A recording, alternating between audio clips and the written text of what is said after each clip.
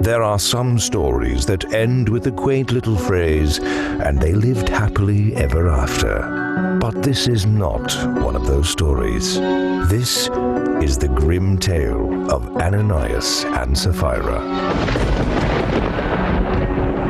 The early church had begun to flourish, and all the believers were getting along quite splendidly.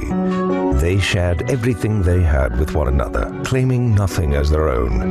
There were no needy people among them. Those who owned fields or houses sold them and brought the proceeds to the apostles as a gift. Joseph was one such man who sold a field he owned and brought the money to the apostles as an offering. And oh, what a wonderful blessing it was to everyone. All the believers were encouraged and celebrated Joseph's selfless act. Well, not everyone. A couple named Ananias and Sapphira, who were counted among the believers, saw the way Joseph was admired and grew very jealous.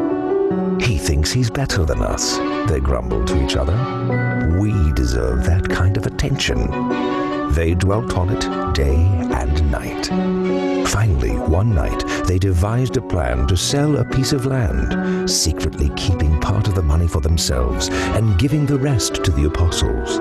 They would not necessarily say they were giving all of the money they received from the sale. They would just let everyone assume it, and presto, they would instantly be famous as self-sacrificing believers who surrendered everything to Jesus.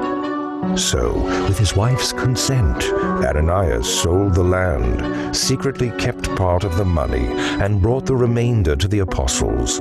But Peter saw right through Ananias, saying, "Ananias, why have you let evil fill your heart? You lied to the Holy Spirit, and you kept some of the money for yourself. How could you do a thing like this? You weren't lying to us, but to God."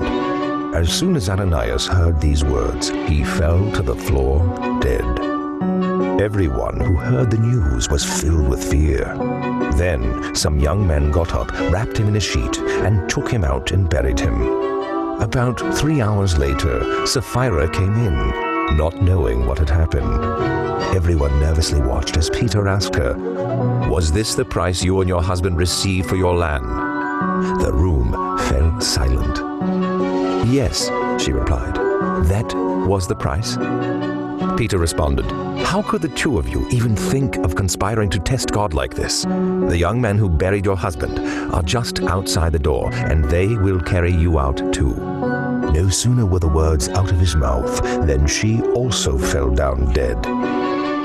When the young men returned, they found her body. They carried her out and buried her beside her husband. By this time, the whole church, and in fact, everyone who heard of these things, had a newfound respect for God. So, unfortunately, there's no happy ending in this tale, but there is a warning here to take God very seriously. Dare I say, deadly serious.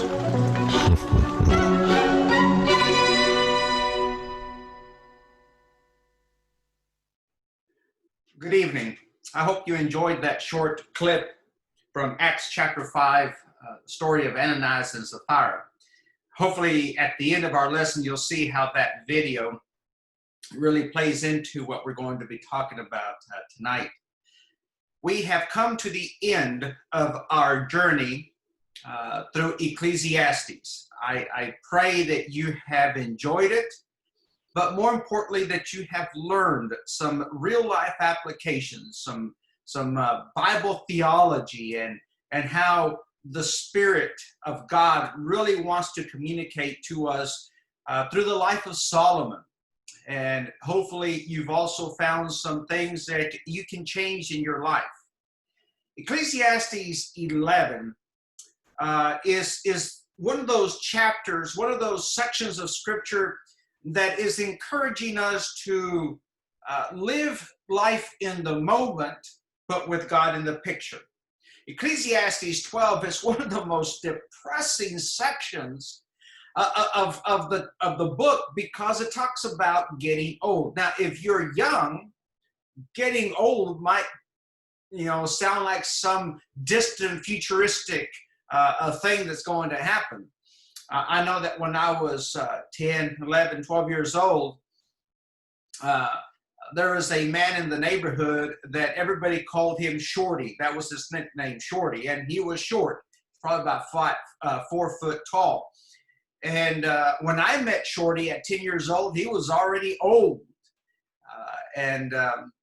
I used to think, that man is 80 years old. That sounds ancient when I was 10, 12, or 15 years old. Being 80 was just so far away. It was ancient. And now that I'm 48 years old, I think that 80 really is not that old. But when we're young, we don't really have that perception of what old really is, because we just think that we'll never get there. Well, Solomon in chapter 11 is telling us you need to live every moment, every day of your life as if it was the last day. You need to seize the moment, or as that movie that came out in the 90s, Carpe Diem, seize the day, seize the moment. And then the 12th chapter ends again as very depressing, that recognizes when you're old, you're old. When you're old, your teeth begin to fall out, your eyes can't see as well as they used to, you can't hear much, your hair turns gray, your legs are weak and wobbly, you don't get up as quickly as you used to get up, you don't jump up, right? You don't take every step with faith that you're going to be able to walk. You kind of look for things to be able to steady yourself with. Getting old is not glamorous, and we'll talk about that here in a few moments. And that's what the 12th chapter is about. But the 12th chapter ends with a good piece of advice. So I want you to think, as we're going through the 11th and 12th chapter of Ecclesiastes, of a man, his name is Solomon, that lived life to the fullest. Everything and anything that he could ever imagine and dream of, he had.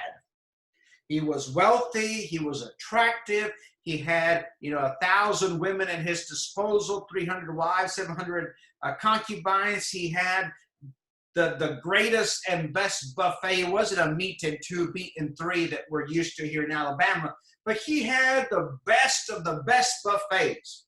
He had servants, male and female servants. He had dancers, male and female dancers. He had singers, male and female singers, and maybe even mixed sport. He had anything and everything that you can imagine, the best clothes, the fine linen. Today I was at Costco looking for sheets, and I was going to buy a 650 count sheet for about $65, and I left it on the shelf because I thought that maybe that was just too extravagant. Solomon, if he could find 10,000 count sheet, he would have had it, those expensive luxuries of life. He had everything except one thing.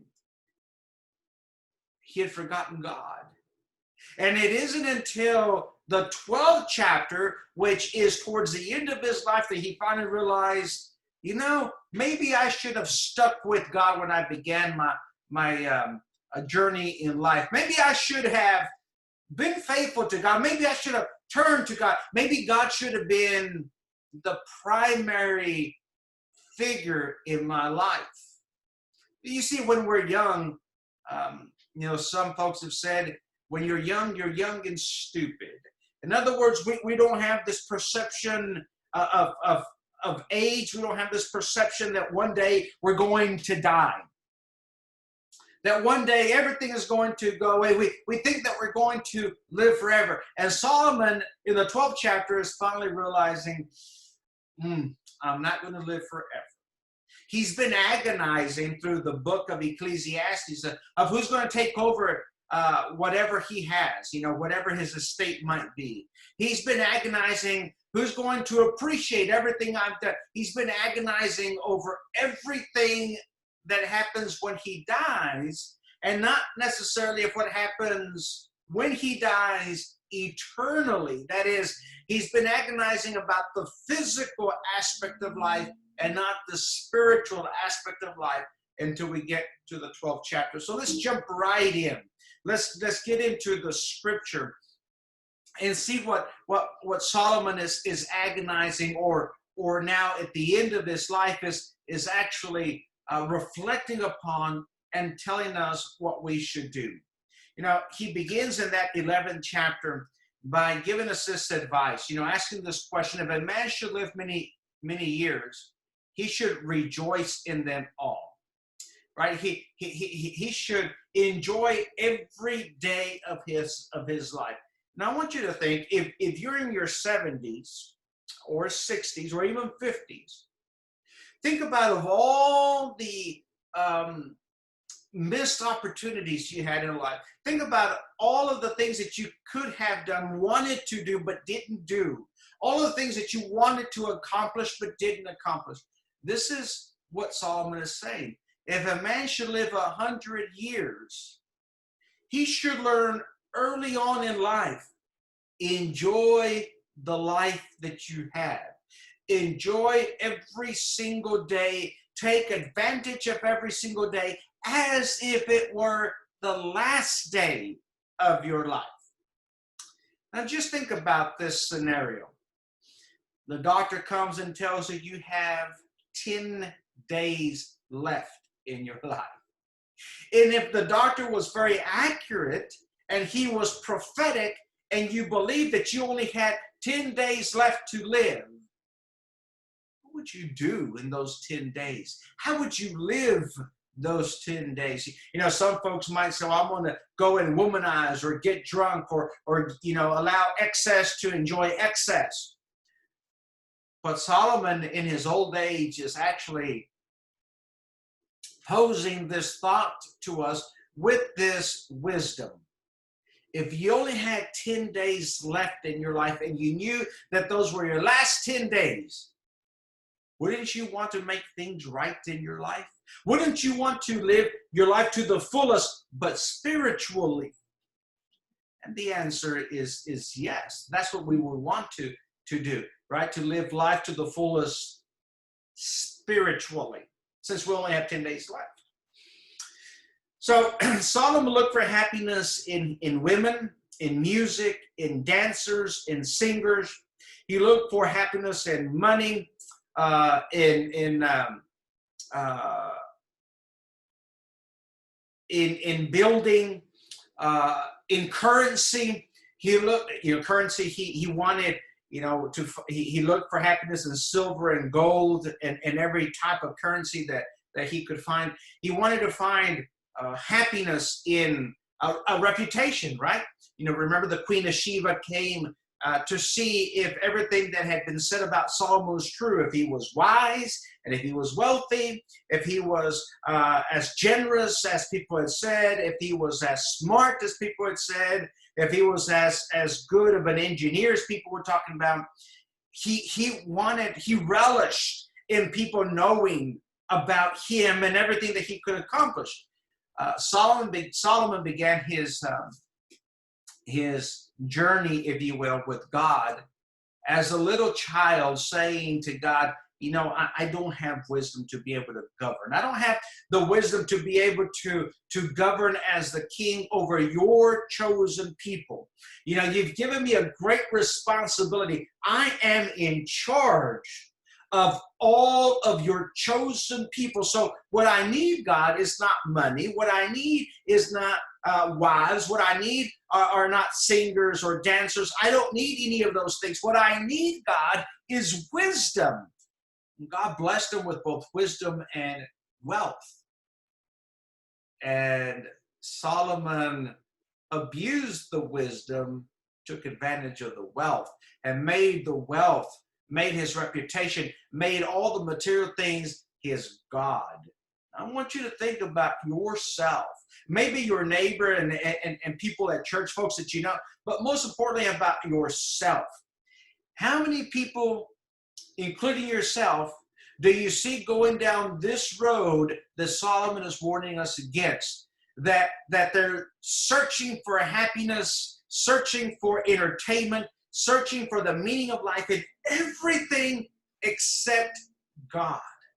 Now, you that are studying with me this evening, more than likely consider yourself a Christian. So you as a Christian, you might say, well, God is a priority in my life. Well, that's good. But what Solomon is going to conclude in the 12th chapter is that God does not need to be a priority in your life. He needs to be the priority in your life. He needs to be first in your life. Now, let's think back to when you were a teenager, if you can think back that far, right? Some of us are so old that our memory doesn't go back that far. But let's try to think about when you were younger. Now that you're older and seasoned with wisdom, think about when you were 16, 17, 18, 19 years old. What kind of life would you have lived had God been a priority in your life? I mean, a true priority, not the faith of your fathers, not the faith of your mother, not the faith of your grandparents, but if you had truly been convicted and God was the priority in your life, how would you have lived your life? Would you have been more fruitful spiritually? Would you have cared more about your neighbor? Would you have treated your wife or your husband better? Would you have spent more time with your children? Would you have served more at church?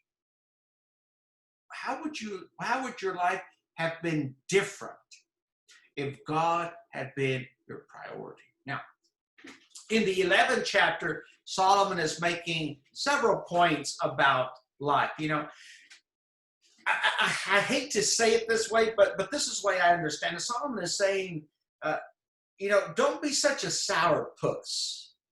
Don't take everything so seriously. Look at life with a little bit of levity. I remember preaching a sermon at a church. When I looked out at the audience, most of them were, 60 and above. And I made the comment from the pulpit. I said, you folks look like you've been sucking on lemons. Such sourpuss faces. You look like the most miserable people in this world. Some Christians are like that. Such prudes, such lemon suckers. And Solomon is saying in the 11th chapter, lighten up a little bit. Go ahead and laugh. Enjoy love. As our textbook says, that the fruit of the Spirit is not sucking on lemons. It's actually laughing. And, some folks might think that God doesn't have a sense of humor. If you can picture what was going on at the Tower of Babel when God confused the languages, you might reconsider that God indeed does have a sense of humor. Or the next time that you're at a zoo and you see a giraffe, an ostrich, or these weird-looking animals, God has a sense of humor. Or when you look at how different your children are, God has a sense of humor. Or when you consider that the way you behave with your parents and how much grief you gave them, and then your children came along and your grandchildren, and they give you the same grief, God has a sense of humor. So Solomon is saying, go ahead and laugh. Go ahead and enjoy life. Again, as our textbook says, even ants have picnics, even those insects that are always working during the summer, and in the winter they take a break. If ants can invade a picnic and enjoy rhubarb pie, strawberry shortcake, ice cream, and a hot dog, man, they will take over if they have that opportunity. So Solomon is saying to us, take a picnic every once in a while. Go camping and enjoy nature every once in a while. Stand outside and see the sunrise and be amazed at the awesomeness of God. Stand over the edge of the Grand Canyon and look how amazing God is. Take a trip to Texas and notice how wonderful the paradise land might be. In other words, take a break from life. Quit being so serious. Quit being such a prude. Quit being such a workaholic. Take a break every once in a while. You know, in the end of Solomon's life, he finally learns to live. I don't know how Solomon was when he wrote Ecclesiastes. I don't know how old he was when he died. But in my mind, I imagine here an 80 to 90-year-old man giving the advice to young folks. Take time to smell the roses. Take time to appreciate your children. My oldest daughter is 6 years old. And Facebook has this this functionality that every once in a while it sends you a picture of a memory of what I posted years ago with friends, but in this case with my children. And here recently it sent me a memory of my 6-year-old daughter when she was first born. It also sent me a memory of when my wife and I got married. Next month we'll be married 10 years. And, you know, 10 years is nothing for some of you folks that have been married 30, 40 years. But nonetheless, I look back 10 years ago when my wife and I were standing at the altar before a preacher and many witnesses and made our vows. And I wonder, what could I have done differently over the past 10 years to enjoy that wedding bliss more? Solomon is telling us, in his old age, you know, enjoy your husband, enjoy your daughter when you're young. Because in the 12th chapter, he's going to tell us, and he gets a little raunchy, he says, you're going to lose your sexual drive when you get older. So while you're young, enjoy all those things. So Solomon in his old age, he finally learned how to live. What are some reasons that some people won't live life to the fullest? What do you think are some reasons? And I share some with you on the screen, but you have your own, I'm sure, your own thoughts of why some people just are stymied, are held back, and don't enjoy life to the fullest. You know, some people might say, I can't enjoy life because I don't have enough money. Some of the most enjoyable trips that my family and I have taken are trips that were never planned. We just did them. We're about to go on vacation, and we don't even know where we're going yet. This is how we plan our vacation. We'll take a bottle at the gas station. After we fill up, we'll take a bottle, we'll spin it. And whatever direction it points to, that's where we go. And the next time we fill up the gas tank, we spin the bottle again. The only rule is we can't go back in the same direction we came from. So we spin the bottle a second time, and wherever it points, that's where we go. Now, one time we were down almost to the Mexican border and ended up, you know, in the Midwest or further north than that. And that was one of the most enjoyable vacations we took, because we didn't have plans. We just went for the gusto, whatever life brings, whatever the adventure will bring to us. Some people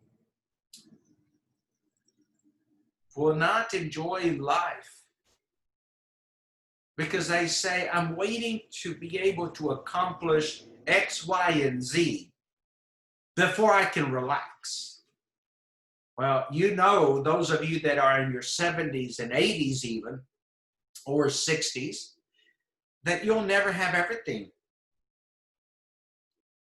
You'll always wait for you to have everything.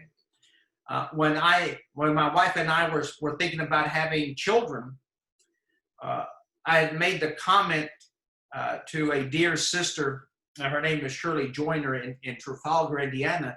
I said, we're waiting until we have enough money to have a child. She says, well, then you'll never have a child. You'll never have any children if you're waiting to have enough money. She says, you just need to get in there and have children. And some people live life that way.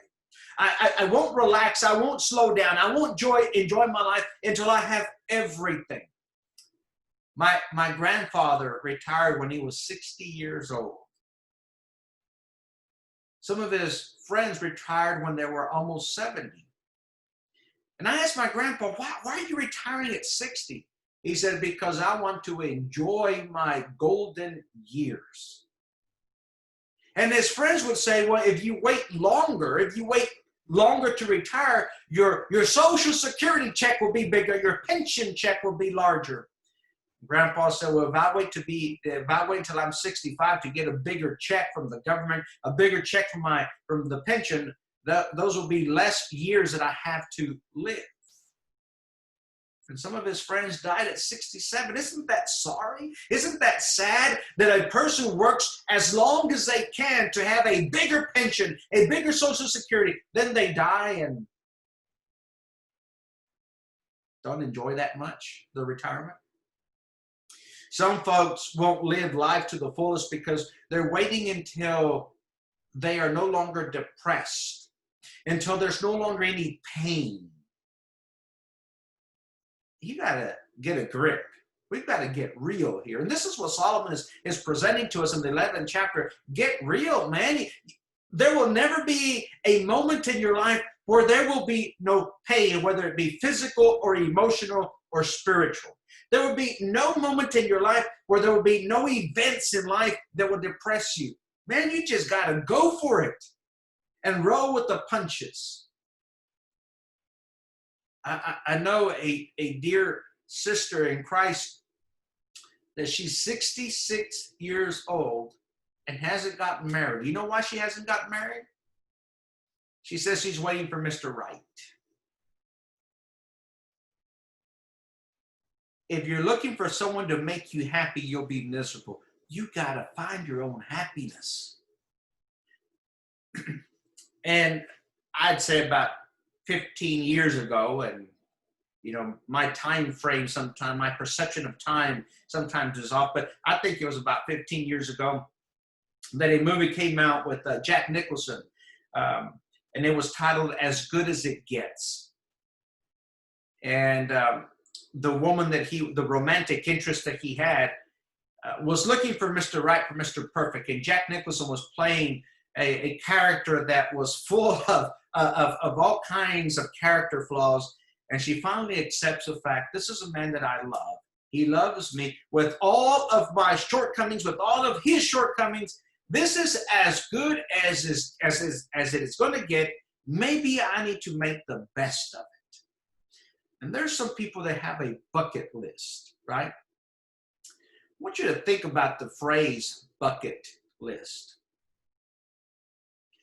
Growing up on a ranch, ranching and farming, you know what we use buckets for?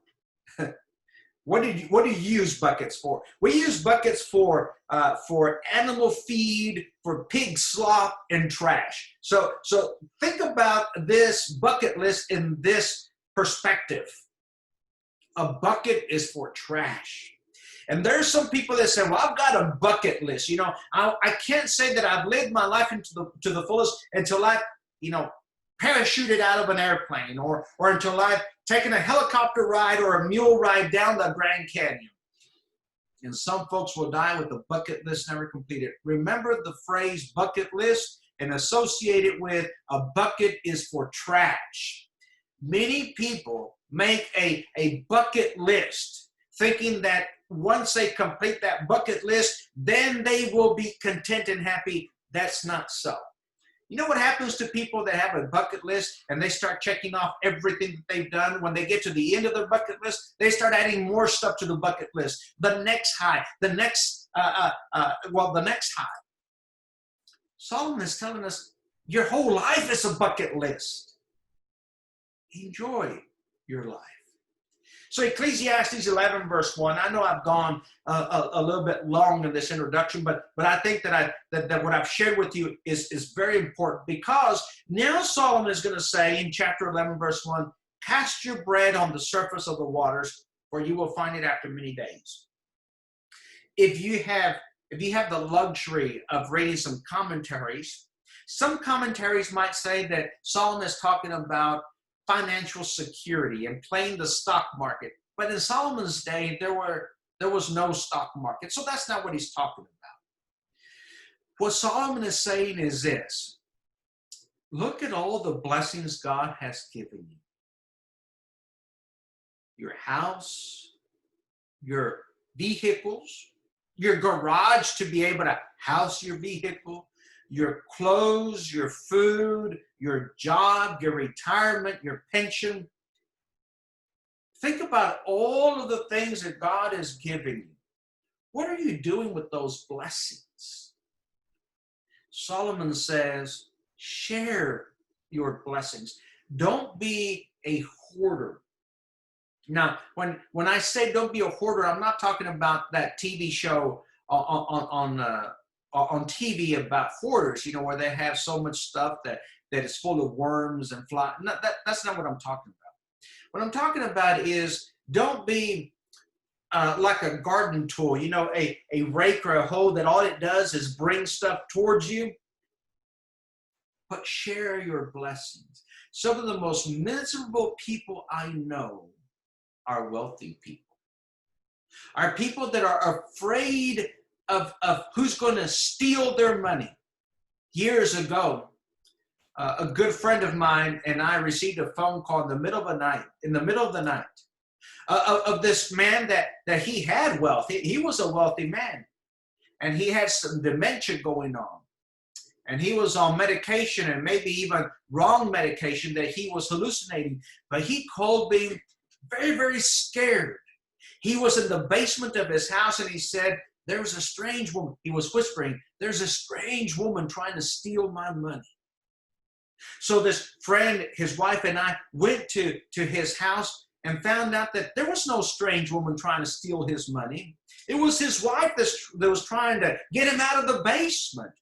But his glory, his joy, his entire focus in life was hoarding money, hoarding possessions, that in his old age, when his mind had left him, it was focusing on his money, and thought that even his own wife was there to steal his money. Solomon is saying, don't do that.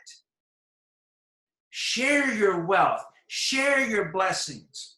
Some people have said, if I was to ever win the lottery, if I had $1 million, my goodness, I would help the poor, help the needy, I would do so many things. Well, that's probably not true, because we don't do anything with the little bit that we have. How's God going to trust us with $1 million to do something with that money? Solomon is saying, go ahead and share. Cast your bread on the surface of the waters. And he's going to build up to this point in verse 2. The more people you help, the more people you lend a hand to, the better your chances are, if you will, that when you have a need, that your friends are going to reach out to help you. So in verse 2, he's actually telling us, make some friends, divide your portion to 7 or even to 8, for you do not know when or what misfortune may occur on the earth. Go ahead and help people, because you never know. You might be in need, and those people that you've helped can help you.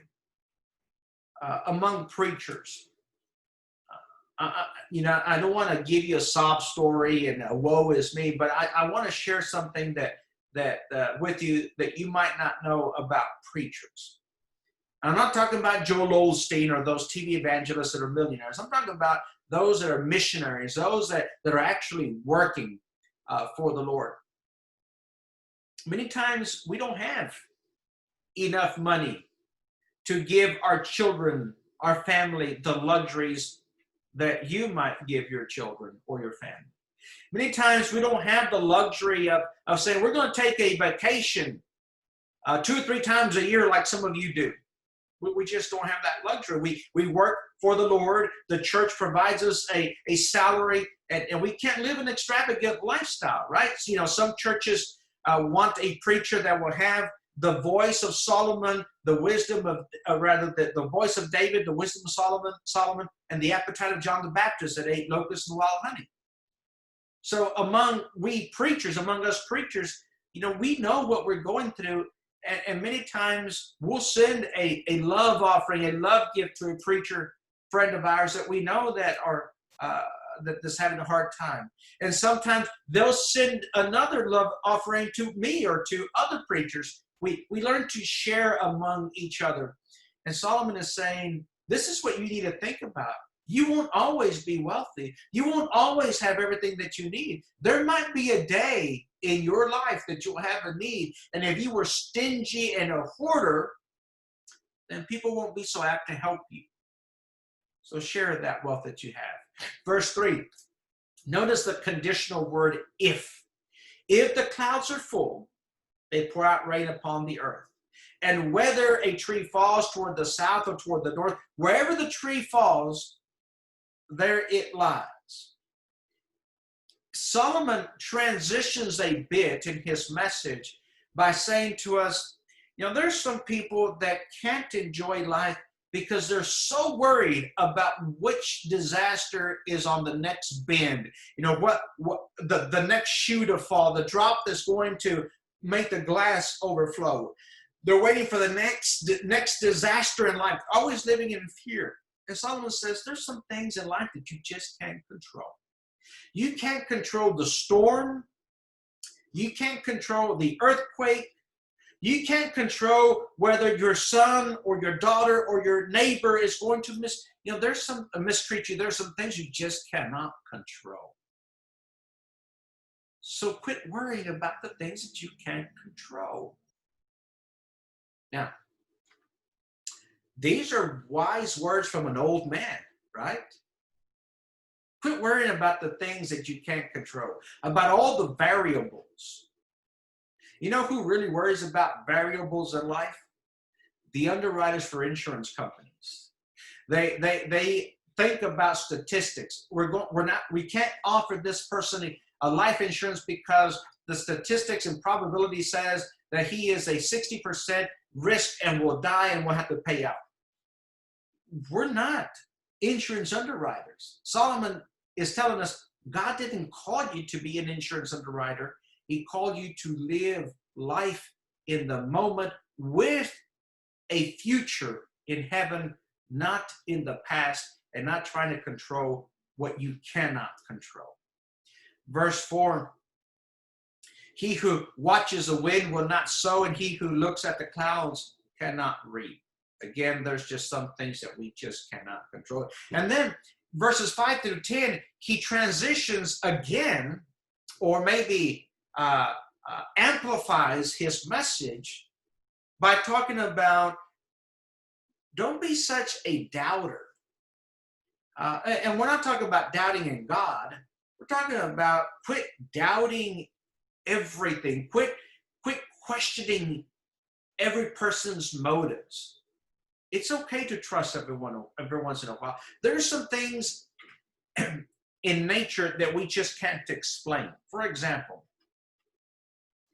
scientists have tried for millennia to explain to us how the bones of a baby are actually formed in the womb. Now they'll tell us that calcium is taken from the mother's body, and then that eventually builds the bones. But they can't tell you how that actually happens step by step. Only God knows. So maybe we shouldn't really worry about those things. Just as you do not know the path of the wind and how bones are formed in the womb of the pregnant woman, so you do not know the activity of God who makes all things. Sow your seed in the morning and do not be idle in the evening, for you do not know whether morning or evening sowing will succeed, or whether both of them alike will be good. For over 20 years, I lived in the Midwest in farming community. My neighbors were all farmers. They planted corn, soybeans, and hay, and other things.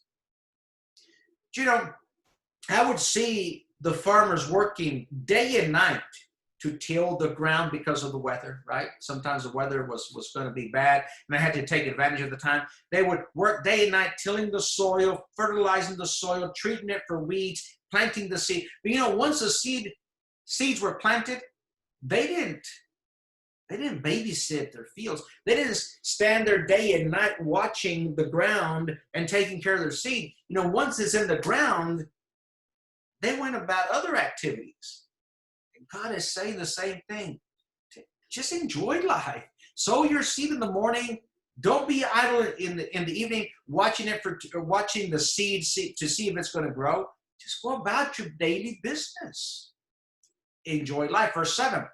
The light is pleasant and it is good for the eyes to see the sun. Indeed, actually, let's go back to verse 7. The light is pleasant and it is good for the eyes to see the sun.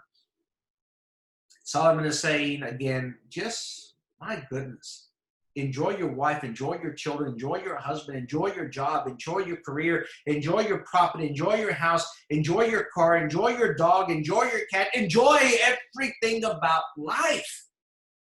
For life is a gift from God. It's okay to slow down and smell the roses. Years ago, my wife and I were at a state park in Brown County, Nashville, Indiana, and we were looking at the amazing nature that God had provided in that state park. And we were driving slowly, and we actually pulled over to look at some mountains. And Indiana is not all flat, as some of you might think. There are some mountains there, or maybe hills. But to us, it was impressive. And a fella and those that were with them in a pickup pulled up in front of us, stopped, got out of the truck, and began to curse us and berate us and call us all kinds of racist names. And he says, we understand that you want to see the sights in Brown County, but respect us. We're trying to drive through here, and don't slow down, don't pull over. And I said to my wife, what are these people doing in a state park if they're in such a rush? It's a state park so that you can see and enjoy nature. Solomon is saying, look, the sunrise is beautiful. I want you to take some time in your life and watch the sun go up. Watch the sun go down. Watch the moon come out. Look at the stars. Look at the beautiful flowers. Enjoy life. Indeed, if a man should live many years, let him rejoice in them all. And let him remember the days of darkness, for they will be many. Everything that is to come will be futility. If you're waiting for disaster to come in your life, Solomon is saying to us, you don't have to wait too long. There'll be disasters in your life. And, if you're waiting for the next shoe to drop, it's going to drop. That's a given. Time and chance happens to all. So once one shoe drops and disaster falls, another shoe is going to drop and more calamity is going to come. What are you going to do in between those disasters? Solomon says, don't worry about it. Just enjoy life. Rejoice, young man, during your childhood, and let your heart be pleasant during the days of young manhood, and follow the impulses of your heart and the desires of your eyes. But, enjoy life and do what you want to do, but know that God will bring you to judgment for all these things. And this is why we started our study with Ananias and Sapphira from Acts chapter 5. We can't lie to God. We can't hide from God. And every day that we live, while we're young or while we're old, one day we're going to have to give an account to God. So, verse 10, remove grief and anger from your heart and put away pain from your body, because childhood and prime of life are fleeting. Again, I'll bring you back to the comment I made that when I was in my teens, 15 years old or a little bit older, and I met a man that we called Shorty in the neighborhood, and he was 80 years old. I thought that man was ancient. And I thought that he was the one that invented the nails that Noah used to nail the ark. But now at 48, I look back and I wonder, where has my life gone? Yeah. Solomon is telling us in these verses, you need to quit doubting life. You need to quit looking for disaster. It's going to come. But don't anticipate it. In other words, don't make your life depend on disasters. Make your life depend on enjoying it.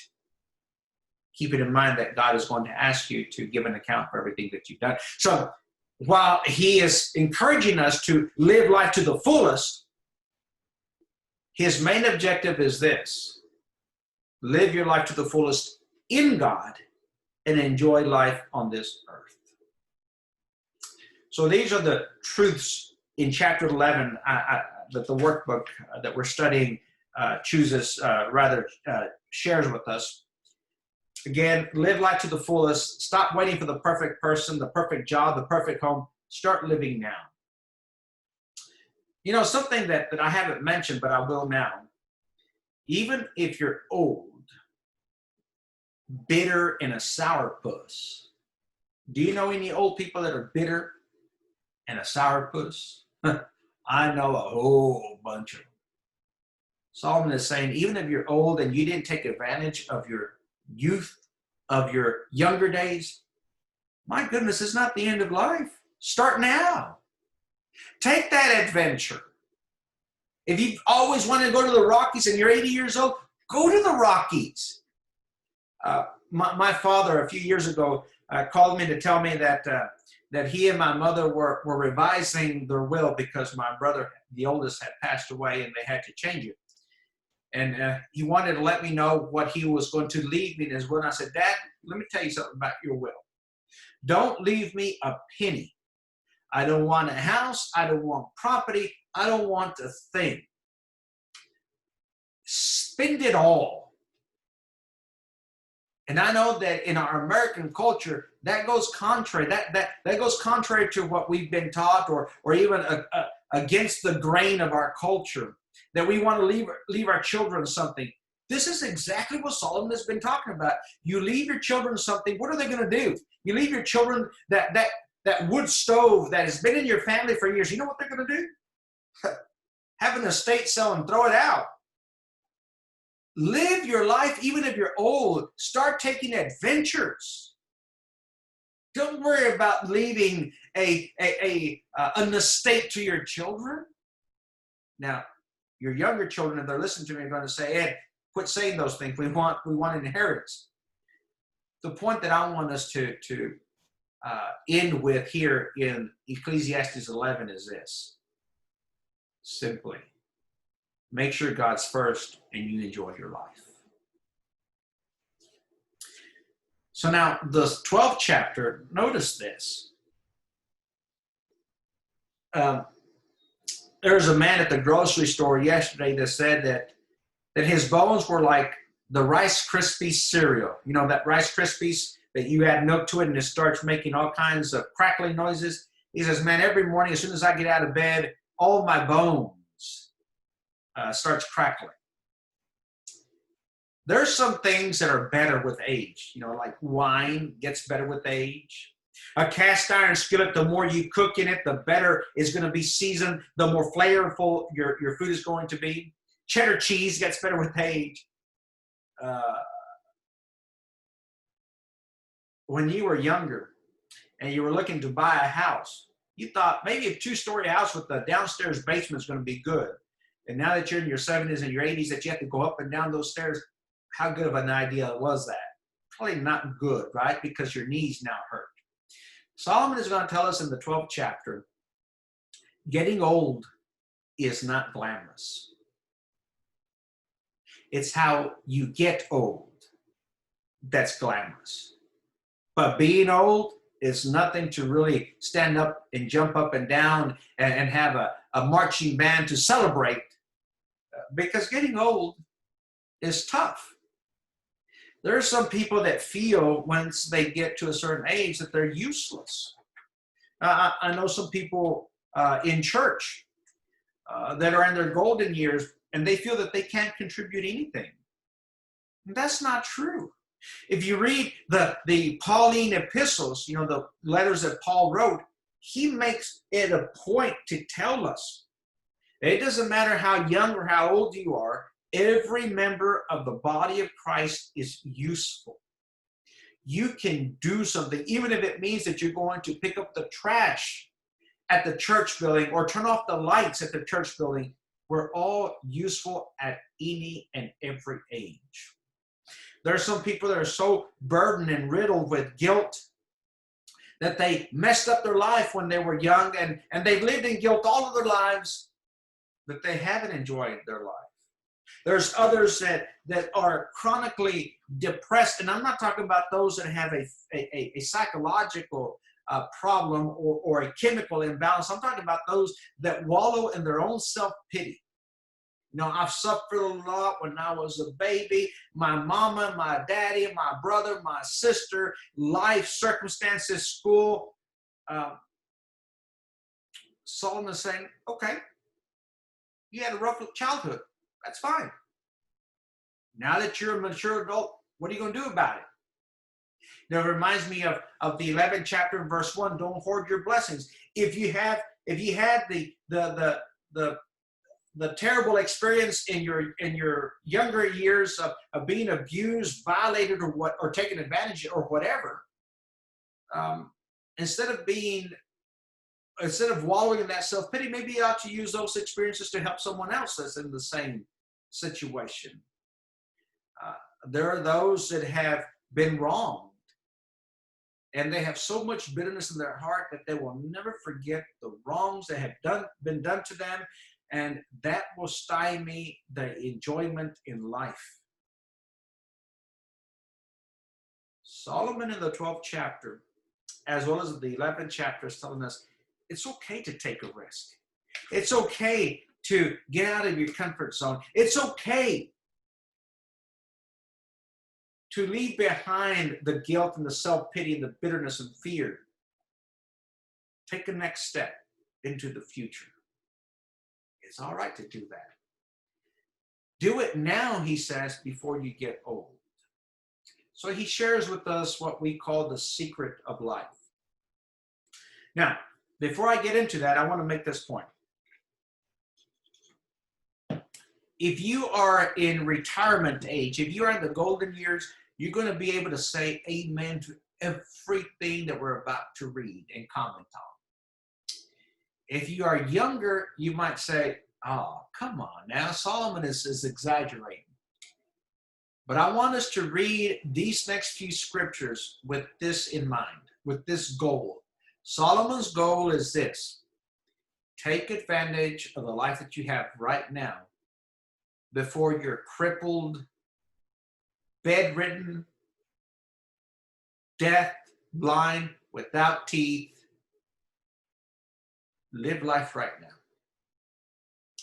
Because those of you that are in your golden years, you know how you've missed out on some pleasures in life. You know how you have missed out maybe in spending the precious moments with your children, and you wish you could go back. This is Solomon at the end of his life saying, I wish I could go back and do it all over again. So let's begin reading verse 1. Remember also your Creator in the days of your youth. If Solomon could redo his life, what would he change? He would change the day that he decided to leave God and embrace idolatry. He would go back to the day that he had one wife and enjoy her company with his children instead of having 1,000 women at his disposal. Remember also your Creator in the days of your youth, before the evil days come and the years draw near when you will say, I can't enjoy my life anymore. I'm just too old. Why is it important to remember God when you're young? Well, again, as a preacher of the gospel, many a man and woman has said to me, you know what, Ed, when I retire, have you ever said that yourself? When I retire, ... Folks have said to me, when I retire, I'll have more time to do more things for God. Solomon is saying, if you had that attitude when you were younger, how much could you have accomplished in the service to the Lord? If you wait until you're old, your effectiveness might be limited. This is what Solomon is teaching. So go ahead and do now. Look at verse 3. Verse 2, rather. Before the sun and the light, the moon and the stars are darkened, and clouds return after the rain. What Solomon is talking about, verse 2, is getting old is like when the rain ends and it's still cloudy, we begin to lose our memory. And that's such a sad reality of getting old, isn't it? You know, one of the reasons, maybe the only reason, why our bodies begin to shut down when we get older is because we need to leave this earth and go to heaven or to hell. Paul teaches us, as well as Peter, that when we die, our physical bodies will go back to the earth. Solomon even says, from dust you have come, from dust you came, to dust you shall return. But our spirit lives on.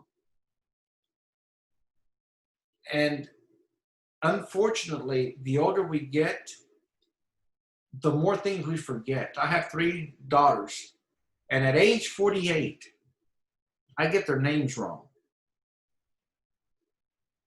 There's Alzheimer's and dementia in my family, and I often am scared that maybe that's what I'm going to end up with. But you've done the same thing, haven't you? You have multiple children, you call them by different names. That's a sign of getting older. So Solomon is saying in verse 1, remember also your Creator in the days of your youth. While you're young, live for the Lord. Because once you get older, you'll start forgetting things, and your effectiveness won't be as strong as before. Verse 3, in the day that the watchmen of the house tremble. Have you experienced in your own life or in the life of others that hands and head start shaking some the older you get? There are some people that for the Lord's Supper, they can't steady the cup to bring it to their lips. So Solomon, picture him in this condition. Memory's fading, he's shaking, and he's saying, while you're young, take advantage of being faithful to God. And mighty men stoop, that means that your legs are weak. There's some of us that we can't get up and go as quickly and as steadfastly as we could in the past because our legs are weak. And then he says the grinding want to stand idle because there are a few, our teeth are falling out. And some of us might have partials or dentures because the older we get, the more our body begins to fall apart. And those who look through windows grow dim. Our eyesight gets bad. We have so much technology and advancements in science and medicine that we can take medication for the tremors, for the weak legs. We can have our teeth fixed, and we can have glasses or contacts or even LASIK surgery to fix our eyes. But that doesn't make us younger. And that's the point that Solomon is making. Verse 4, and the doors on the street are shut as the sound of the grinding mill is low. One of the most frustrating things in my life, in my relationship with my mother, is that she's so hard of hearing. And she refuses to use her hearing aids. And you know how difficult it is to have a phone conversation with someone that is hard of hearing? But that's the reality of life, that we lose our hearing. And one will arise at the sound of a bird, and all the daughters of song will sing softly. In other words, there was a time that you could sleep through a tornado. And now that you're older, any little noise wakes you up. Furthermore, men are afraid of a high place and of terrors on the road. The almond tree blossoms. The older we get, the more afraid we become of heights. There's a 15-year difference between my wife and I. And so several years ago, we had this ice storm come through the Midwest. And I was heading out to school to teach class. And I slipped and I fell down the steps, about 4 or 5 steps. And my wife comes running to me and she says, "Did you break your hip?" And I said, "Honey, that's what you ask an old person." She said, "Yeah, did you break your hip?" How afraid do our children become when we are in our 70s and 80s and we fall? And for some of us, we know that when we break a hip, that might be a death sentence. Solomon is saying, live your life when while you can. Because there's going to come a point in time when you can't do what you want to do. Even Jesus said to Peter, when Peter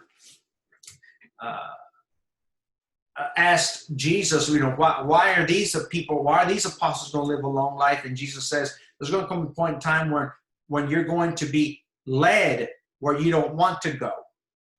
And, it's so sad, isn't it?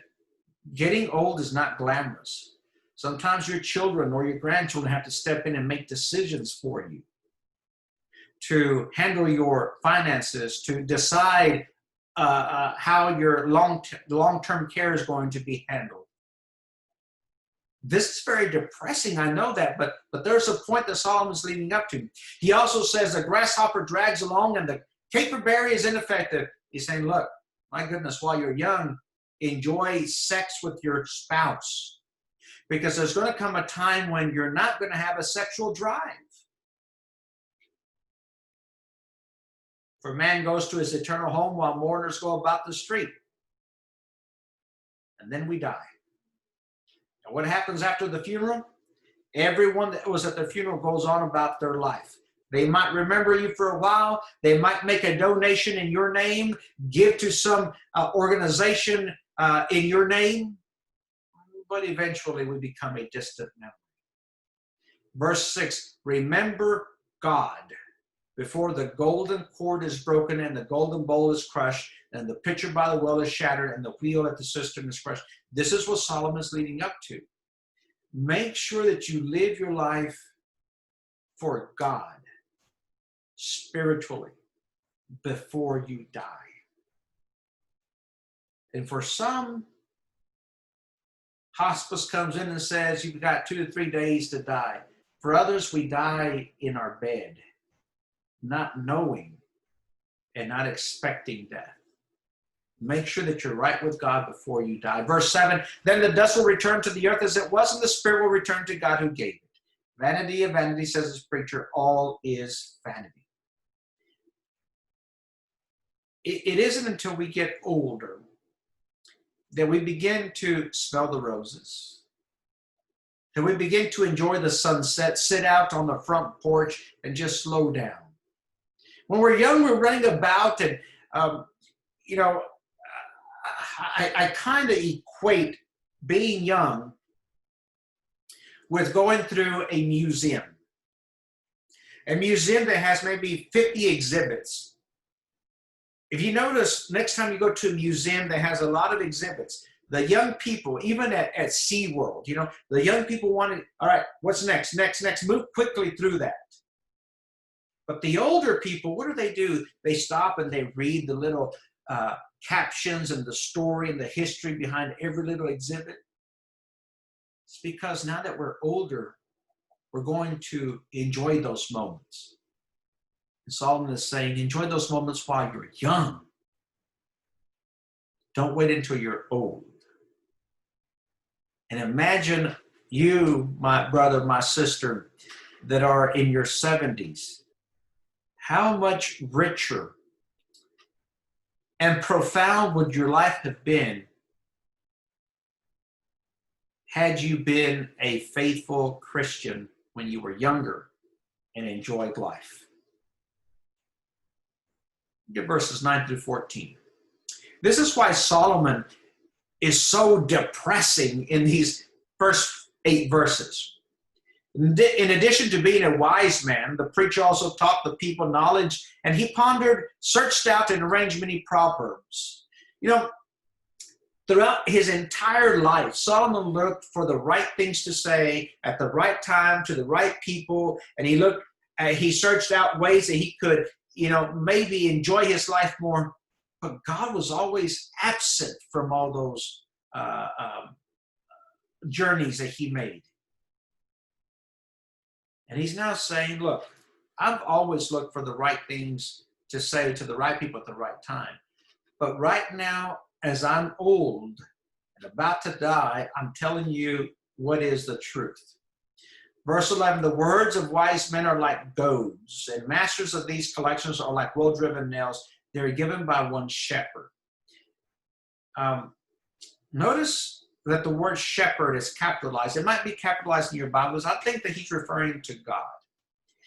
So if we were to listen as young people, middle-aged and old people to God's words, those words, God's wisdom is teaching us, is molding us to be acceptable in his sight. And those words at times might bother us, might make us uncomfortable. But they're given to us from God for a very special reason or a very special occasion. And that's to be able to enjoy everlasting life in heaven. So when grandma and grandpa, to you younger folks, grandma and grandpa start giving you advice, don't tune them out.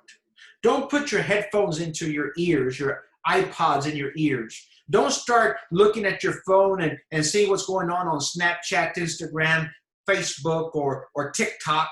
Listen to what they say. Because those words that they're speaking to you are words of wisdom that have been collected over 70, 80, 90 years of life. And they're trying to help you avoid the mistakes that they made when they were young. But beyond this, my son, be warned. I could write a lot of books. I could read a lot of books. But the only writings and the only books that are important is God's word. So the conclusion, when all has been heard, is this. Fear God and keep his commandments, because this applies to every person. So here is Solomon saying to us, as if Solomon was delivering his own eulogy, as if this were the last speech in his death, on his deathbed, giving it to his children or to those people that would come and listen to him, listen to an old man rambling. He says, this is what I want you to leave with. Fear God and keep his commandments, because this applies to every person. In the end, young and old, careless and careful, will appear before the judgment seat of God. Every knee shall bow before the presence of Jesus the Christ. Every tongue will confess that Jesus is the Christ. And as we saw at the very beginning of this study in Acts chapter 5 with Ananias and Sapphira, Solomon says the same thing. In the end, God will bring every act to judgment, everything which is hidden, whether it is good or evil. I pray that our study in Ecclesiastes has been beneficial to you, and that you've been able to glean some great advice and not live like Solomon did, but live as Solomon has told us to live. Make sure God is a priority in your lives. 2 weeks from today, we'll be studying the book of Hebrews. Please join me then. God bless you.